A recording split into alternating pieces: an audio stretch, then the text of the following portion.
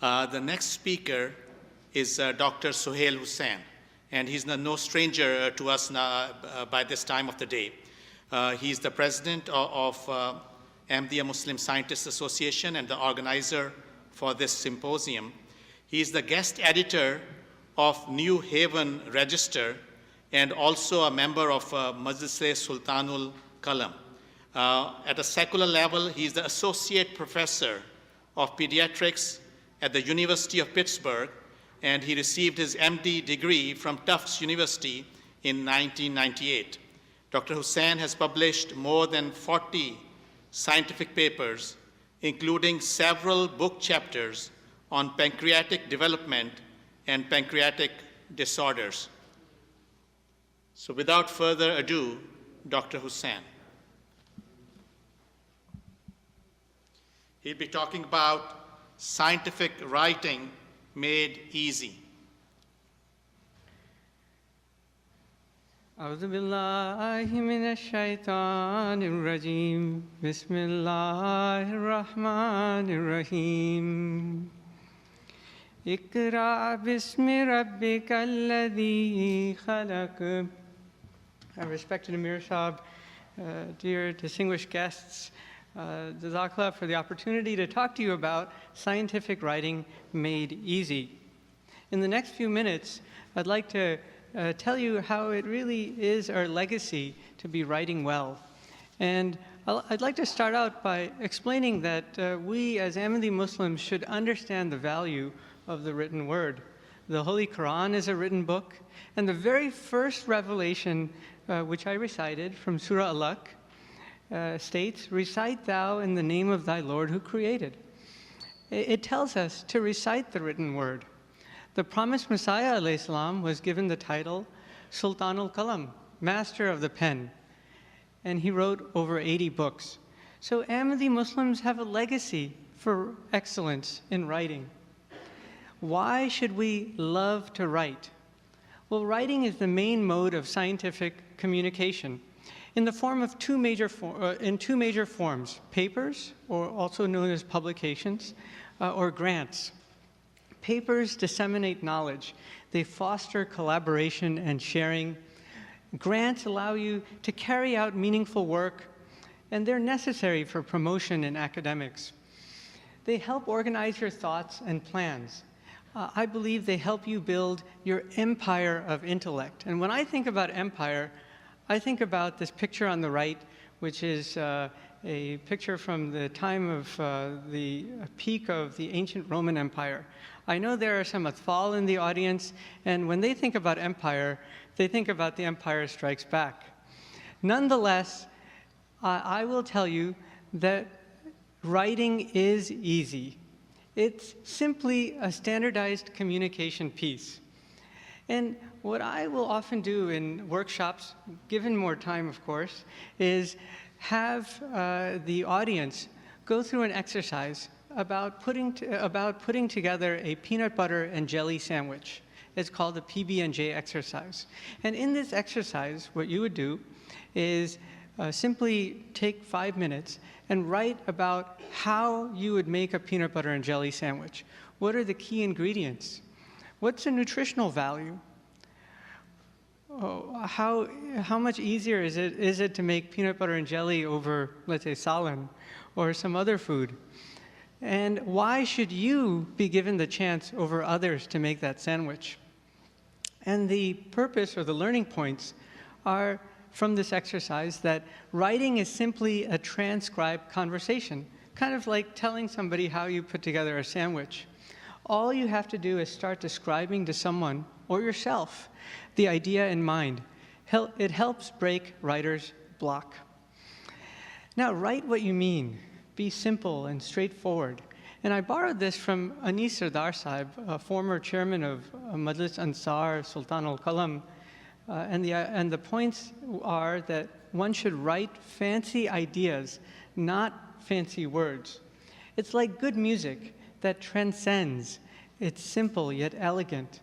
And practice writing, and then edit some more. And let's do some editing together. Here's a slithery statement. There is a large body of experimental evidence that clearly shows that members of the genus Crotalus congregate simultaneously in cases of prolonged decreased temperature conditions in the latter part of the year. How many understood what that sentence said? Be honest. Okay, I didn't either. But now, when you edit all of the complicated language, the run-on sentence, and so on, this is what you get. Rattlesnakes come together when it gets cold in the fall. Now you understand the sentence. And this is the process of editing.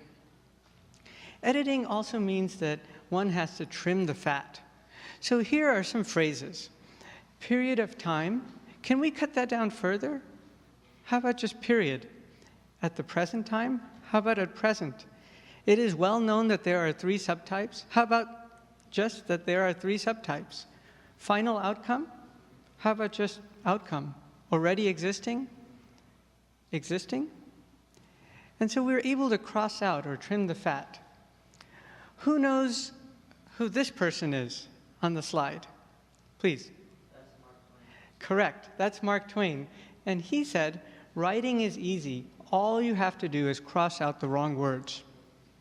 So here's some general writing tips. Guide the reader from one part of your writing to the next part of your writing. Use the active voice over the passive voice. Write short sentences. Use strong verbs, and avoid redundancies. But do remind the reader about key points. Provide a logical progression. And it should be like telling a good story in which the words conjure up images, as shown in this shadow diagram on the right. Scientific papers, even if you're writing about rocket science, it shouldn't be rocket science because it's usually only about 7 pages. And there's a format which consists of a title, abstract, introduction, materials and methods, results, and I believe the most important part are figures with figure legends. Who knows who published this figure on the right? Any guesses? Watson and Crick. That's correct. This is from Watson and Crick. Oh, sorry, that was supposed to be an animation, and you weren't supposed to know that last part. This is from their 1953 paper, in which they solved the crystal structure of the DNA helix and showed that there was a double helix rather than a triple helix, and this essentially cracked the genetic code. It was only 2 pages, though, and it won them the Nobel Prize. So don't get intimidated by scientific papers. There's a discussion and references. Grants. Most people are so intimidated by grants that they never write them, even though nowadays they're usually only about 12 pages. But here's the point. Pay close attention to detail. And you should know that just a few miles away from Bait-ur-Rehman is the world's largest funding agency, the National Institutes of Health. And they set guidelines on how grants should be submitted. And they'll tell you, it's all on their website. There's an abstract page, a very important specific aims page. Then there's the research strategy, which consists of significance of your work, innovative aspects of your work, and then the approach of your proposed experiments. Here are some general tips for writing papers and grants. Develop a personal style, which makes it easier to write grants frequently. Learn how papers and grants are peer-reviewed. Put together a game plan and a timeline. And be like Hazrat Yaqub, who said in the Holy Quran, فَصَبْرٌ جَمِيلٌ, that patience is comely. Be perseverant. And sometimes trying to get a paper accepted feels like going through the ringer, and this cartoon shows a scientist having to go through all sorts of trials to get to the point of getting his paper accepted. But be perseverant. Here's some resources, and go back to the basics. Strunk and White's The Elements of Style. I actually reread this after being told about it at a Majlis Ansar Sultan al Kalam conference, and I've given it to all of the students in my lab. And I keep it with me in my office as a pocket reference. I find it very helpful. There are a lot of online resources, and here's one on tips on publishing. There are books about scientific writing. Find a mentor, and mentorship is key in academics. Ask that mentor to help you write. And many universities have university research offices. In summary, the Holy Quran encourages the written word, and the Muslim scientists should naturally develop a mastery in scientific writing as we follow the footsteps of Sultan al-Qalam, or the master of the pen.